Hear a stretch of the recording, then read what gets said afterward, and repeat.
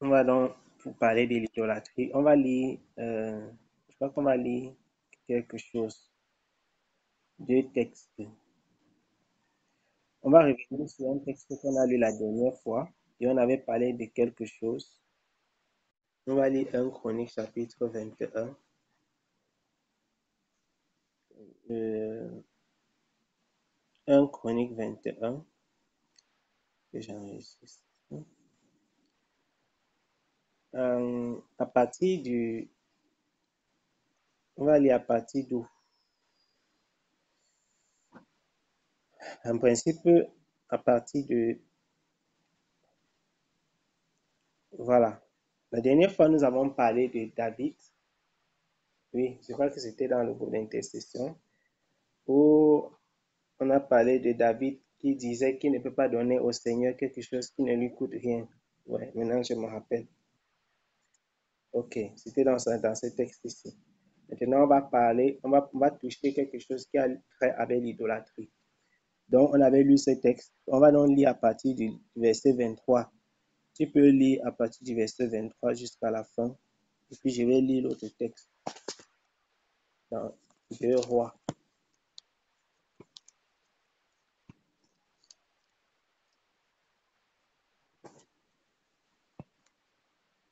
Et tu peux lire à partir du verset 23.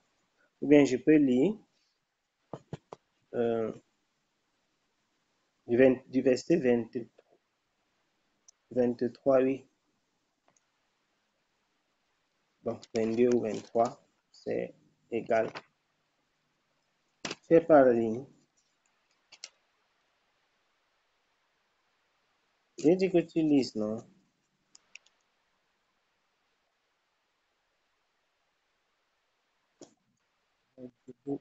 J'ai dit que tu peux lire, non? Ou je peux lire, mais pas la ligne.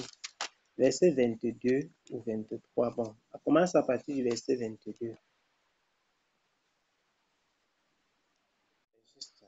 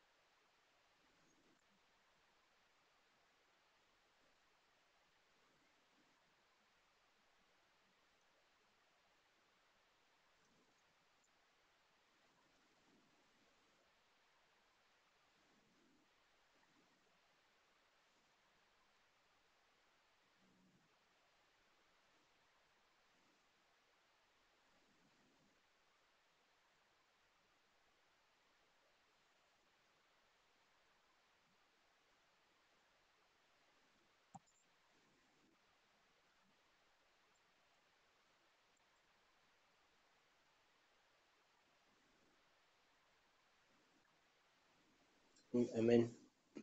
Ok. La Bible dit que David, voyant que l'Éternel l'avait exaucé dans l'air d'Ornan, le Jébusien, y offrait des sacrifices. Ça, c'est ce qui est écrit dans 1 Chronique, chapitre 21, à partir du verset, dans le verset 27, plutôt. Que quand David a constaté que le Seigneur l'avait exaucé là-bas, il sacrifiait. Verset 28. Je lis dans la version Semeur, juste le verset là. version Semeur, 1 Chronique 21, 28. Dès cette époque, comme David avait vu que l'Éternel avait exaucé sa prière sur l'air d'Ornan, le Jébusien, il s'est mis à y offrir régulièrement des sacrifices. Amen. Je lis dans 2 Rois chapitre 18. La 3e année d'Osée, fils d'Éla, roi d'Israël, Ézéchias, fils d'Akaz, roi de Juda, commença à régner. Je lis à partir du verset 1. J'ai dit 2 Rois chapitre 18. Je suis au verset 2 maintenant. Il était âgé de 25 ans quand il commença à régner. Et il régna 29 ans à Jérusalem. Sa mère s'appelait Abi. Elle était fille de Zacharie. Il fit ce qui est droit aux yeux de l'Éternel, selon tout ce qu'avait fait David, son père. Il ôta les hauts lieux. Il mit en pièces les statues. Il abattit les images d'Ashéra et brisa, souligne, le serpent d'airain que Moïse avait fait. Parce que jusqu'à ce jour-là, les enfants d'Israël lui offraient des encensements et on le nommait Nehushtan. Il mit son espérance en l'Éternel, le Dieu d'Israël, et il n'eut point son pareil d'entre tous les rois de Juda qui suivirent, non plus que parmi ses prédécesseurs. Il s'attacha à l'Éternel et il ne se détourna point de lui. Et il garda les commandements de l'Éternel que l'Éternel avait donnés à Moïse. Amen. Ici, il est question de Osée, le fils de... Il est question d'Ézéchias plutôt, le fils d'Akaz. Il était roi à Juda. Donc, on explique que quand il régnait, il a détruit les autels, les statues. La Bible dit qu'il mit en pièces les statues. Il abattit les images d'Ashéra. Une des choses que je veux dire avant de toucher le point même sur lequel je voulais partager ces deux textes, c'est que les statues que les sculpteurs font là avec le bois, une statue ou alors une statuette peut être faite à la base, au départ. Quelqu'un peut faire ça sans avoir pour objectif de faire de cela une idole, ou alors sans avoir pour objectif de rendre cela au culte. Mais dès lors que ça a été fait jusqu'à ses débuts, un esprit peut s'en emparer et pousser des personnes dans l'idolâtrie. Je ne sais pas si tu me comprends. Les statues qui sont dans les chefferies, c'est un menuisier normal qui a fait. Ce n'est pas que c'est une statuette comme ça, c'est un menuisier qui avait fabriqué ça. Et dès lors qu'on a pris ces statues et qu'un esprit s'est caché derrière, si je peux dire ainsi, ce n'est plus une statue normale, c'est devenu un démon. C'est devenu une divinité. De là, tu vas comprendre pourquoi Dieu avait interdit de là. Nous comprenons pourquoi le Seigneur avait interdit même les images sur le mur. Je ne parle pas des images qui représentent les divinités. en Israël, les gens avaient mis les images sur le mur. C'est ce que le Seigneur a dit à son prophète Ézéchiel. C'est-à-dire, tu vois, quand tu entres dans la maison de certains hommes d'État, de certains riches, ils ont les tableaux sur le mur. Tu vois les tableaux dont je parle, qui représentent les faces de certaines personnes, on ne connaît pas qui c'est, ou alors qui représentent certaines, je ne sais pas, les frasques bizarres. Tu vois un peu le genre de tableau que j'ai dit. Et parfois, il y a certaines statues et tout ça là dans les salons de certaines personnes. Dieu avait interdit ça en Israël. Ce n'est pas parce qu'au départ, ces statues et ces images-là étaient les divinités, mais le simple fait que tu places ça, un temps, deux mouvements, c'est devenu une divinité. Parce qu'un démon s'y attache et penche le cœur des personnes pour adorer ça. Dieu avait interdit ça en Israël. Bon, ça c'était juste pour souligner. On dit qu'il a mis en pièces les statues. Ce ne sont pas encore les statues d'Achéra, non. Il a mis en pièces les statues sans connaître l'origine, la terminaison de ces statues. Le simple fait que ce soit une statue, il a mis en pièces. Donc, il est anormal qu'un enfant de Dieu ait chez lui les statues, les images des personnes qui ne connaissent pas. C'est-à-dire, tu entres chez quelqu'un, tu vois sur son mur les images de, je ne sais pas, quelqu'un que tu n'as jamais vu, tu ne sais pas qui c'est, ou alors les frasques bizarres que toi-même tu ne peux pas expliquer, mais tu as quand même ça chez toi. Tu ne sais pas qu'est-ce que ça représente, qu'est-ce que ça signifie. On dit qu'il a brisé une autre chose, et c'est ça même le sujet dont je voulais parler. L'idolâtrie, c'est quelque chose de terrible. On dit qu'il a brisé le serpent de rein que Moïse avait fait. Nous parlons ici d'Ézéchias qui a vécu des années et des années après Moïse. Des années et des années. Des décennies après Moïse. C'est-à-dire, Moïse est passé, il a passé le flambeau à Josué. Josué a conduit le peuple. Il y a eu la période des juges. Après les juges, il y a eu Samuel qui est venu comme le dernier juge pratiquement. Ensuite, il y a eu Saül, David, Salomon, Roboam et tout ça. On est allé jusqu'à Ézéchias. Si on considère rien que le règne de Saül, de David et de Salomon, on est déjà à plus de 100 ans. Pour te dire juste une image, pour que tu aies un peu une idée de l'écart qu'il y a entre Moïse et Ézéchias. C'est pourquoi j'ai parlé des décennies, pour ne pas dire des centaines d'années, des siècles. Donc Dieu avait dit à Moïse qu'il devait élever le serpent de rein pour que ceux qui avaient été mordus ne meurent pas. C'est ça, non? La Bible dit que le peuple-ci, après que Dieu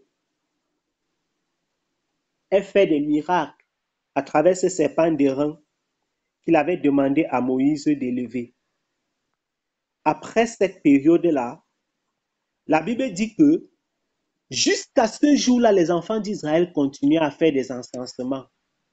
Et il lui avait donné un nom, Nehushtan. Je ne sais pas si tu me suis. Donc, c'est devenu un lieu de sacrifice. Nous avons lu dans le livre de 1 Chronique chapitre 21 que quand David a vu que Dieu l'a exaucé, nous parlons là de David. On ne parle pas d'un vulgaire délinquant. On parle de David. Que quand David a vu que Dieu l'avait exaucé, ça c'est au verset 28, 1 Chronique 21. On dit qu'il a continué à offrir des sacrifices là-bas. Parce que Dieu l'avait exaucé à cet endroit-là. Il y a une forme d'idolâtrie que les enfants de Dieu eux-mêmes fabriquent. Ça consiste à croire que Dieu agit toujours de la même façon. il y a une forme d'idolâtrie que les enfants de Dieu fabriquent. Ça consiste à croire que Dieu fait toujours les choses de la même façon. Et que si quelque chose a fonctionné ici, de cette façon-ci, ça va toujours fonctionner ainsi. J'ai l'habitude de dire que Dieu n'est pas carré. C'est pourquoi certaines personnes qui ont vu Dieu agir, peut-être quelqu'un un jour a eu une grâce. Le Seigneur lui a dit dans un songe que réveille-toi, lève-toi et prie pour l'eau et bois. Directement, cette personne s'attache à ça et pense que c'est comme ça que Dieu guérit les maladies. Il va ouvrir un ministère, entre guillemets, comme les gens disent, le ministère de l'eau de la vie. Maintenant, quand tu es malade dans son ministère, tout ce qu'il va te dire, c'est viens, je vais prier pour toi parce que Dieu m'a donné l'onction pour prier sur l'eau et les gens vont boire, ils vont guérir. Parce que Dieu lui avait un jour dit, lève-toi, prie sur de l'eau, bois et tu guériras. Et il a fait ça, ça a marché. Ça devient quoi? De l'idolâtrie. Donc, on a détourné la confiance en Dieu pour placer dans quoi? Dans l'eau, dans cette façon de fonctionner là.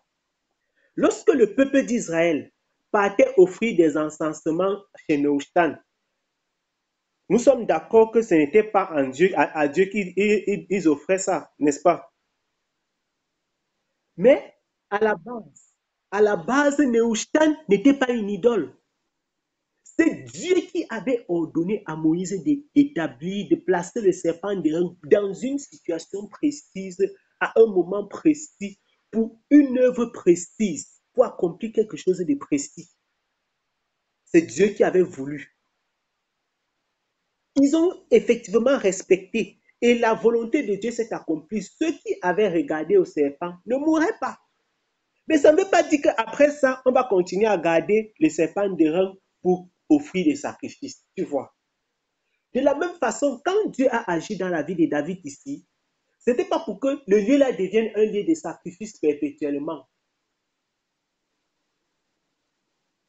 Et on nous dit clairement par la suite que David ne pouvait pas aller devant cet autel pour chercher Dieu parce qu'il était épouvanté. Donc il avait peur parce qu'il avait vu quoi? L'épée de l'ange de l'Éternel. Donc il n'allait pas à l'autel. Il n'allait pas à l'autel des holocaustes, mais il allait là où il a vu comment Dieu l'a exaucé. Je parle de l'idolâtrie qui vient de l'habitude. Ici, il s'agit de l'idolâtrie qui vient de l'habitude. Un, et des témoignages. Deux, ce n'est pas parce qu'un frère ou une sœur a donné un témoignage de ce que Dieu a fait dans sa vie que c'est comme ça que Dieu va faire dans ta vie. Ça, c'est une forme d'idolâtrie qui est dans le cœur des personnes. Même aujourd'hui, même dans le cœur des chrétiens, c'est encore même plus grave. Il y a des personnes qui pensent que Dieu agit toujours d'une certaine façon. Et ces personnes-là sont pressées pour doigter les gens du doigt. Pour dire, toi, tu es idolâtre, tu es catholique, tu pries Marie, tu pries les statuettes. Si tu as l'habitude de prier d'une même façon, d'attendre que Dieu va réagir d'une même façon, c'est de l'idolâtrie. Si tu as l'habitude de faire les mêmes choses et de croire que Dieu ne fait que de la même façon, c'est de l'idolâtrie en fait. C'est que tu as tellement confiance dans cette façon de faire là que tu as du mal à te détacher de ça. Donc tu n'es plus soumis à la volonté de l'esprit, au mouvement du Saint-Esprit. Mais tu te soumets à quoi? À ce que tu as vu de tes yeux. Or, dès lors que l'homme met sa confiance dans ce qu'il a vu, ou alors dans ce qu'il a entendu, ce n'est plus en Dieu, mais c'est dans ce qu'il a vu là qu'il a sa confiance. Donc c'est de l'idolâtrie. Chaque fois que ce n'est plus le Seigneur, ce n'est plus par conviction de ce que c'est Dieu qui agit. Chaque fois que ce n'est plus parce qu'on est poussé par l'esprit, on est dans le domaine de l'idolâtrie. On est dans le domaine de l'idolâtrie. Et malheureusement, C'est un problème aussi dans la vie des intercesseurs, des personnes qui ont l'habitude de prier le Seigneur, de se mettre à genoux pour élever la voix à Dieu. Très souvent, les gens font les choses par habitude. Il y a des personnes qui disent, moi quand je prie de telle façon, Dieu m'exauce. Et c'est devenu leur façon de prier. Si tu lui dis que tu es malade, il va prendre de l'huile pour te oindre. Parce que lui pense que si quelqu'un avait guéri un jour en étant oint d'huile, il va toujours guérir. Tous ceux qui vont être malades vont être guéris par l'onction d'huile. Si quelqu'un avait été guéri, si j'avais prié de telle façon, Dieu a délivré la personne. Ça veut dire que chaque fois que j'aurai en face de moi un cas de délivrance, je vais prier. C'est de l'idolâtrie, cette façon de faire. Tu vois donc, l'idolâtrie, c'est quelque chose qui peut être très poussé. Chaque fois que l'homme rentre dans une zone de confort, une zone de confiance en quelque chose de donné, de particulier, il est en train de tout doucement devenir un idolâtre. Parce que les personnes qui font confiance à Dieu lui font confiance dans tous les cas, dans toutes les situations et se laissent conduire par son esprit entièrement et totalement. Ça veut dire que ce n'est pas parce que Dieu t'a exaucé quand tu étais à genoux que tu vas croire que tous les jours, si tu ne pries pas à genoux, Dieu ne t'exauce pas. Maintenant, quand tu pries couché, tu as peur que Dieu ne t'écoute pas. Et si tu as l'impression que ta prière étant couchée, Dieu n'a pas exaucé, tu penses que c'est ta position sur lui qui a fait. Non. C'est vraiment les racines de l'idolâtrie, ça. Au fur et à mesure, on commence à s'attacher à certaines choses. Et ces choses-là sont physiques. Ça n'a rien de spirituel, en fait. Ce sont des choses physiques. Tu te dis que non, comme un jour, j'avais pleuré et Dieu a fait un miracle. Donc, si je n'arrive plus à pleurer, ça veut dire que mon intimité avec Dieu a changé. Et donc, les gens font tout quand ils prient. Les gens qui font tout quand ils prient pour pleurer parce qu'ils se disent que si je pleure, ça veut dire que ma prière est vraiment profonde. Non, ce n'est plus la confiance en Dieu, c'est la confiance dans les pleurs. Le peuple a vu ce que Dieu a fait à travers le serpent d'airain. Ils ont dit que non, non, non, non. On va garder le serpent. Ça a traversé quoi? Des centaines d'années. Le serpent d'airain là. Les gars ont gardé ça. Ils ont gardé. Il y a des gens qui ont perdu. Des gens sont morts. Les gens ont perdu leurs choses, leurs affaires pendant toutes ces années-là. Toi-même, tu connais après Moïse tout ce qui s'est passé.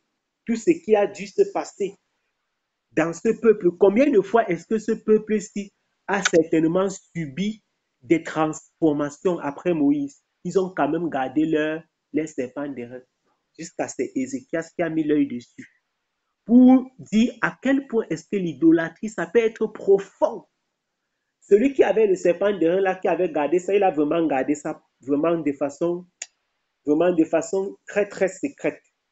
Pour que ça traverse toutes ces générations, traverser David et les autres, pour tomber sur Ézéchias. C'est le jour-là que Dieu a dit que Yah, il a ouvert les yeux d'Ézéchias. Je veux dire quoi? Il a exposé cette idolâtrie-ci. Donc, en quelque sorte, les gens, parce ils faisaient les encensements sur ça, ils étaient certainement convaincus de ce que Dieu les exauce à cause du serpent d'airain. De la même façon aussi, il y a des personnes qui, parce que les choses se sont passées une fois d'une certaine façon, ils continuent à s'abandonner à cette façon-là. Avec la confiance que Dieu les exaucera. Pas parce que Dieu est bon, parce qu'il est souverain, parce qu'il est juste, parce qu'il est fidèle à sa parole, mais parce qu'ils ont fait de cette façon-là, Dieu va les exaucer. En d'autres termes, ce n'est plus la souveraineté de Dieu qui les exauce, ce n'est plus la bonté, l'amour du Seigneur qui exauce. C'est parce que j'ai fait de cette façon-ci. C'est pourquoi c'est de l'idolâtrie. Chaque fois que notre confiance est posée sur quelque chose en dehors de Jésus-Christ, c'est de l'idolâtrie. Si c'est sur ta position dans la prière, tu es idolâtre. Si c'est sur les pleurs, si c'est sur l'eau sur l'huile, sur le sel, sur X, Y ou Z. C'est de l'idolâtrie purement et simplement. Si c'est parce que Dieu t'avait exaucé dans tel lieu, il y a des gens qui ils sont partis un jour, comme certains gens aiment aller sur les montagnes. Quelqu'un est allé sur une montagne un jour, il y a eu une manifestation. Peut-être il a dormi là-bas, il a eu un songe terrible, une vision éclatante, incroyable. Maintenant, tous les jours, quand un frère a un problème, il dit que allons à la montagne, allons sur tel. Tu es un idolâtre, mais tu pries au nom de Jésus. C'est de l'idolâtrie, mais on prie au nom de Jésus. C'est-à-dire, le cœur de la personne est devenu attaché à un lieu. Et ce genre de personnes va dire que, oh les catholiques, oh les églises et bâtiments. Tu vois à quel point l'idolâtrie, ça peut être, même dans le sentiment du cœur, il peut y avoir de l'idolâtrie cachée. C'est-à-dire le sentiment du cœur, l'attirance. Dans les faibles choses, l'idolâtrie peut se cacher. Et il y a des personnes qui ont vraiment cette confiance en certains lieux précis. Bien évidemment, tu peux avoir un endroit dans lequel, ou alors un endroit où tu as cette facilité de prier, où tu es plus concentré. Peut-être parce que tu as ta chambre, tu as, c'est pas ton bureau, tu as un lieu où quand tu pries là-bas, tu es calme. Parce que c'est un endroit qui est retiré. Donc là-bas, tu recherches plutôt le calme et non la confiance dans le lieu. C'est différent. La Bible déclare par exemple que Daniel priait dans sa chambre. Daniel priait dans sa chambre. Il entrait dans sa chambre. Jésus dit que quand tu veux prier, entre dans ta chambre et tu fermes la porte. C'est pour être dans le lieu secret avec ton Père. Pas parce que tu as confiance que dans la chambre, Dieu exauce. Non. Ça ne veut pas dire que si tu es dans un endroit et tu pries en dehors de ta chambre, Dieu ne va pas t'exaucer. Et c'est ça qui fait le piège. C'est qu'à un certain moment, certaines personnes s'attachent à un endroit précis. Pourquoi? Parce que ces personnes ont vu ce que cet endroit est capable de faire. Et lorsque c'est arrivé une ou deux fois, ouf, c'est grave. Les gens sont tellement attachés. Le peuple d'Israël avait tellement vu les manifestations de Dieu au mont Sinaï, à Horeb. Il a fallu que Dieu, quand tu lis au début du chapitre de livre de Deutéronome, il a fallu que Dieu les chasse de ce monde. Donc, le peuple ici, Dieu avait dit qu'il devait quitter l'Égypte pour aller l'adorer dans le désert. Mais plus tard, le Seigneur leur a annoncé qu'ils allaient prendre possession d'une terre. Quand le Seigneur a fait des manifestations extraordinaires sur la montagne, je crois que le peuple ici a oublié même la destination. Ils ont oublié où ils allaient. Ils sont restés là jusqu'à Dieu a dit que quittez d'ici. Ce n'est pas ici où vous devez arriver. Ce n'est pas ici que vous êtes censé arriver. Ce n'est pas votre destination ici. Et c'est souvent ça. Lorsque nous avons trouvé nos marques, entre guillemets, parfois les enfants de Dieu aiment ça. Ils aiment avoir leurs marques. Vraiment, quand je fais telle chose, je suis reconforté. Lorsque je prie dans telle position, lorsque ce confort, cette assurance que tu mets dans ta prière parce que tu l'as fait à un endroit précis, dans une position précise, parce que tu as un sentiment précis qui t'a traversé, ce n'est pas en fait en Jésus-Christ qu'on a mis ce confort et cette assurance-là. C'est tout simplement parce qu'on a fait de cette façon. Et puisque nous pensons que avoir prié d'une certaine façon, dans un certain lieu, dans une certaine position, en disant certains mots, en ayant à cœur, en ayant reçu certains sentiments, puisque nous croyons qu'on a eu un certain type de sentiment, ça veut dire que Dieu est là. Donc ce n'est plus en Dieu que nous avons cru, ce n'est plus dans sa souveraineté, mais ce sont ces sentiments, ces lieux, ces positions-là qui sont nos points d'attache. C'est ça qui fait maintenant notre confiance. Ce n'est plus le Seigneur. Et donc, on est dans l'idolâtrie. C'est pourquoi on doit s'examiner chaque fois en grandissant avec Dieu, en voyant le Seigneur se manifester, pour ne pas tomber dans l'idolâtrie, pour ne pas nous laisser tromper par notre cœur. que ton cœur commence à te pousser à faire les mêmes choses, les mêmes choses. Tu fais maintenant de façon automatique parce que tu es déjà, c'est déjà ainsi. Tu aimes faire comme ça parce que tu avais vu Dieu exaucer, etc. Afin qu'on ne tombe pas dans cette forme d'idolâtrie-là, qui est très courante en milieu chrétien, mais que les gens négligent.